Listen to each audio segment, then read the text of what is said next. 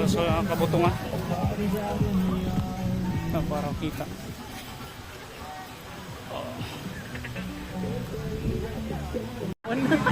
Grabe, kinalagot ako. What is that? By stop. Hindi na lang mo kumay. Oh, kumay nga ron. Wa, busog lagi kami. Kumahaw, lagi yun. Thank you, Kit.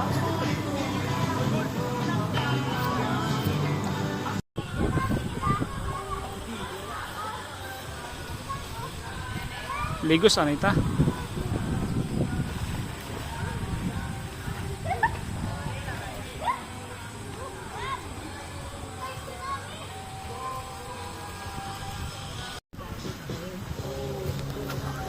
May mga cottage sa Matiya, mga kailaw. Galing first come first serve to. Yan. Di pa naman kasi totally nga na to develop, mga kailaw. So lamit na karang gagumpat-yumpat. Dati abim na madagong aray nga rang buho nga raw. Makaroon ay nagnabaw.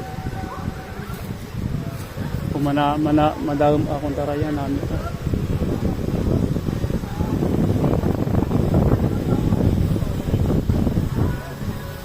Na-develop ito mayadra ayos ta.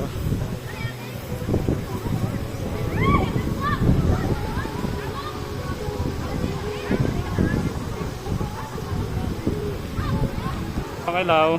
At kung halimbawa nga may grupo kayo na gustong pumunta rito at hindi nyo kabisado yung daan, pwede nyo naman ako i-message para i-guide ko kayo rito. Maging tourist guide na rin.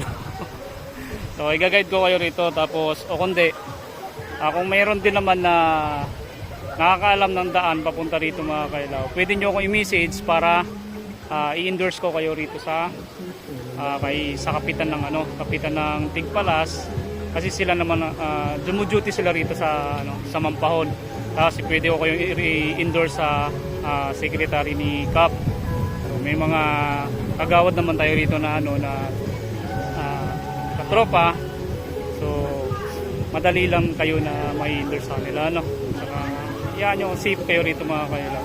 So basta kung sino yung mga may mga grupo na gustong pumunta rito sa Mampahon, Tigpalas, Malinaw, ay message nyo lang ako. Agot, i-endorse na ako kamo, mga kailaw.